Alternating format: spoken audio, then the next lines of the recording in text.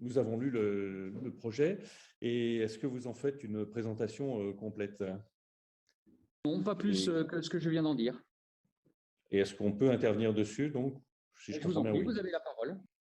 Je vous remercie. Eh bien, donc, ce jour de 2022 est donc celui de la parution du projet métropolitain. 2020-2026. Début 2022, c'est quand même un tiers du mandat. Encore une fois, le Covid a quand même bon dos, puisque quand même le mandat avait démarré en juillet 2020. Pardon. Certaines opérations ont d'ailleurs sans doute commencé, sans que nous en parlions forcément dans ce conseil métropolitain. D'autres termineront peut-être pas dans ce mandat, car on a sans doute parfois pris du retard. Ce projet métropolitain arrive à un moment clé, car si naguère trop de nos élus n'ont pas cru au dérèglement climatique, aujourd'hui, tout le monde sait qu'il faut agir vite, voire très vite. C'est donc au regard de ces enjeux vitaux que nous avons lu votre projet. Par exemple, si on parle de l'agriculture, qui est fondamentale pour l'approvisionnement des habitants de Saint-Étienne Métropole, mais aussi de la métropole lyonnaise, eh bien, l'agriculture va subir des baisses de production. Notre agriculture devra s'adapter, car par exemple, si le manque d'eau pose des problèmes pour les maraîchers et les arboriculteurs, il est aussi devenu problématique pour l'élevage caprin, ovin, bovin. On en reparlera sans doute d'ailleurs dans le cadre des travaux qui auront lieu dans ce mandat sur le plan local d'urbanisme intercommunal.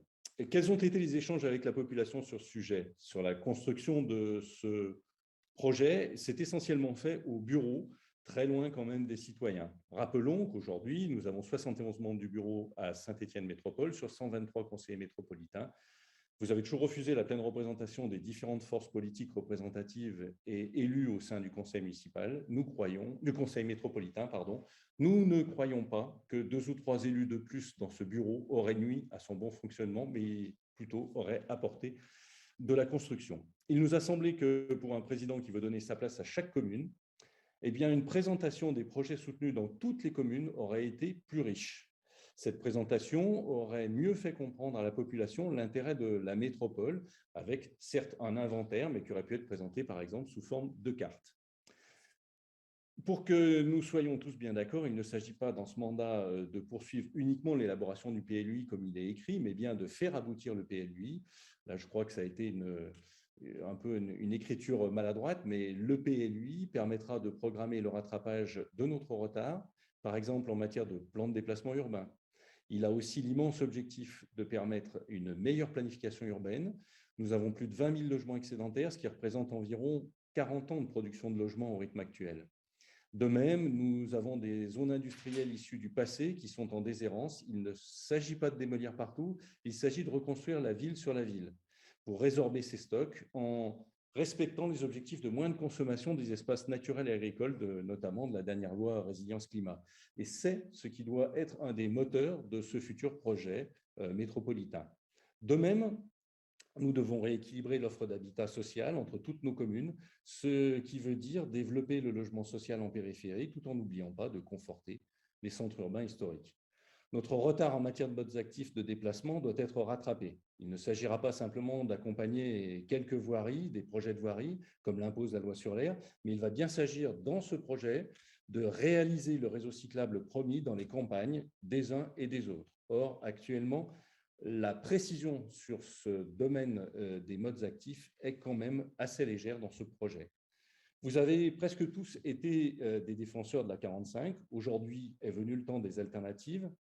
Amélioration sur place de l'existante, voies ferrées et réseau routier. Nous sommes heureux que le plan propose de rattacher le RER lyonnais à Saint-Étienne. Nous pensons qu'il faut aller au-delà et prévoir un meilleur cadencement des TER au nord de Saint-Étienne, seule alternative crédible aux embouteillages que nous subissons actuellement. Par exemple, un peu plus loin sur ce réseau de transport, nous pensons qu'un jour ou l'autre, une crue sera plus forte que les autres et risque de couper le train, voire de couper l'autoroute, voire de couper les deux à la fois entre Saint-Étienne et Lyon. Préparer les alternatives sur place consisterait à sécuriser sérieusement ces infrastructures. C'est le sens du nouvel impôt GEMAPI et nous pensons qu'il sera utilisé à bon escient dans ce cadre.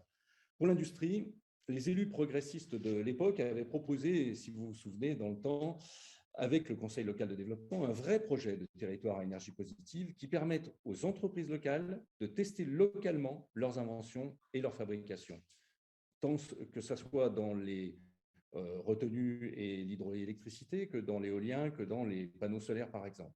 Ce plan est plus ou moins totalement abandonné au bénéfice de quelques opérations gadgets, et c'est regrettable. Dans le temps, les écologistes ont proposé une plateforme d'intégration et de montage des éoliennes. Souvenons-nous, c'était en 2008-2009. Vos exécutifs successifs l'ont refusé. Résultat, aujourd'hui, eh bien, ces plateformes sont installées à Dunkerque et à Saint-Nazaire. La mise en valeur du patrimoine est bien maigre dans ce projet. Les projets d'agrandissement des musées sont plutôt reportés, notamment pour le musée d'art moderne, alors que la patinoire olympique stéphanoise, elle, alors qu'elle est inutile, coûteuse et écologique et non écologique, reste dans ce projet. En matière de développement durable, au lieu de courir les labels donnés sur une simple intention, notre métropole ne devrait pas se priver de faire beaucoup plus. Si l'on compare aux autres métropoles, nous sommes en retard et nous resterons en retard malgré ce nouveau projet métropolitain. Votre projet semble ne plus parler de lignes de transport en commun nouvelles à Saint-Étienne. Pourtant, nous croyons que nous avions vu qu'une aide de l'État, un soutien de l'État avait été obtenu. Pouvez-vous nous en dire plus? Le plan déchets n'est lui aussi pas assez ambitieux. Nous ne répondrons pas dans les temps aux objectifs de la loi. Il faut faire plus pour le recyclage et pour le compostage. La récente remise en cause des casiers bioréacteurs de la décharge du Pateux à Roche-la-Meulière peut être nuisible. Plusieurs riverains s'inquiètent déjà d'un éventuel retour des odeurs autour de ce centre d'enfouissement.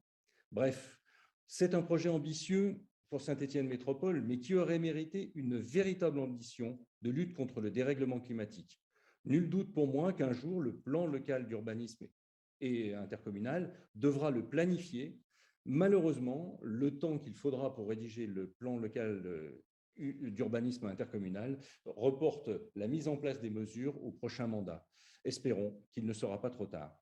Je vous remercie.